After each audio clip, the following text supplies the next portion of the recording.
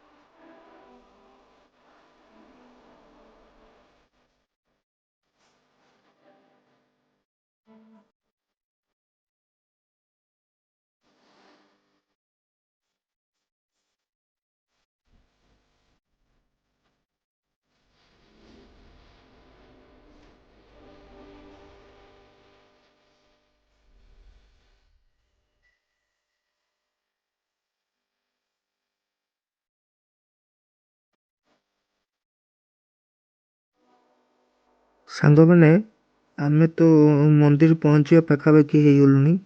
जो मैंने इमामी जगन्नाथ मंदिर आसी ना गोटे कथा मन रखि था रेमुणा गुलेरु सीधा आसबे जो रेमुणा हॉस्पिटल को रास्ता अच्छी से रास्तार आसबे ना बाँ हेबे ना डाण हेबे कबाड़ को मुड़े सीधा आसबे पहुंचे जगन्नाथ मंदिर। देखु आम मंदिर पाखापाखि हो गलुनी मंदिर पहुंची भी गलुनी। देखु जय जगन्नाथ। चलतु मंदिर भीतर को जीवा।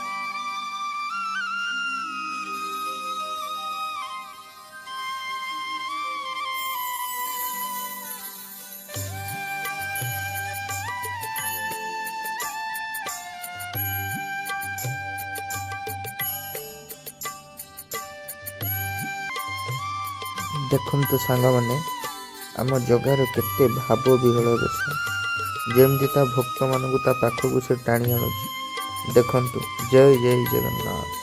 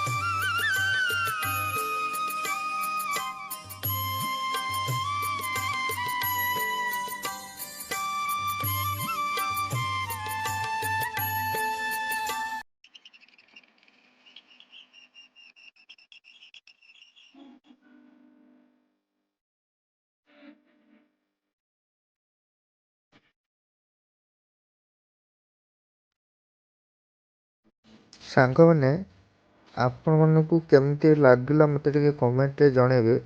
କିନ୍ତୁ ମୋତେ ତ ମନ୍ଦିରର ପରିବେଶ, ମନ୍ଦିରର କାରୁକାର୍ଯ୍ୟ ଦେଖି ବହୁତ ଭଲ ଲାଗୁଛି, ବହୁତ ଭଲ ଲାଗୁଛି। ଆପଣ ବି ଆସନ୍ତୁ, ଏନ୍ଜୟ କରନ୍ତୁ ଏଠିକା ପରିବେଶରୁ। ଏତେ ସୁନ୍ଦର ପରିବେଶ, ଆପଣଙ୍କୁ କୌଣସି ବାହାରିଆ ଟେନସନ୍ ବି ଆପଣଙ୍କ ଭିତରକୁ ପଶିବନି। ଆପଣଙ୍କ ମୁଣ୍ଡ ଯଦି ଟେନସନ୍ ଥିବ, ଟେନସନ୍ ବି ଅଲଗା ହେଇଯିବ। ଦେଖନ୍ତୁ ଏଇଟା ହେଉଛି ଏଠି ବାହାଘର ହୁଏ, ବିବାହ ମଣ୍ଡପ ଏଠି। ଭିତରେ କୀର୍ତ୍ତନ ବି ହେଉଛି, ଭଜନ ବି ଗାଉଛନ୍ତି ଲୋକମାନେ। ଦେଖନ୍ତୁ ଏଠି ବାହାଘର ହୁଏ।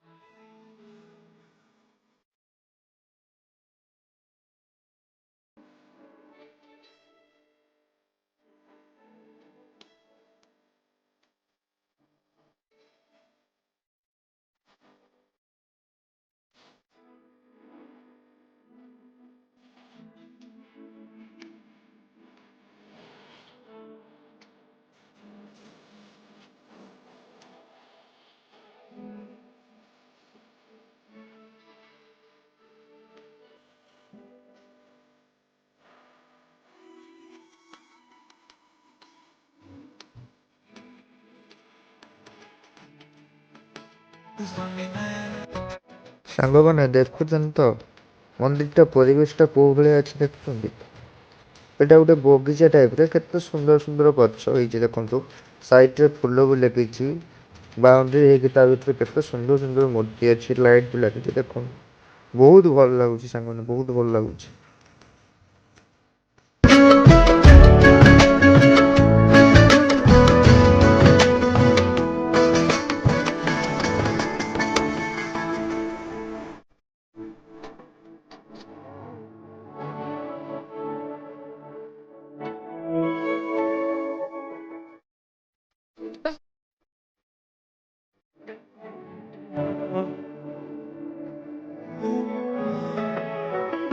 ଶ୍ରୀମନ୍ଦିର ପରିକ୍ରମା ମୁକ୍ତିର ପଥ, ଏହିପରି ଉଭା ସ୍ୱୟଂ।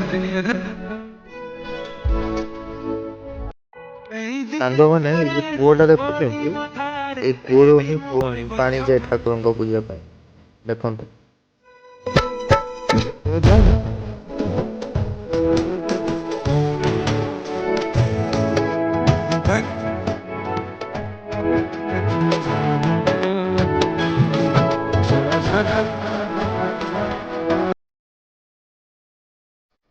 ସାଙ୍ଗମାନେ ଆପଣଙ୍କୁ ଇମାମି ଜଗନ୍ନାଥ ମନ୍ଦିର କେଉଁ ଭଳିଆ ଲାଗିଲା ମୋତେ କମେଣ୍ଟ ମାଧ୍ୟମରେ ଜଣେଇବେ।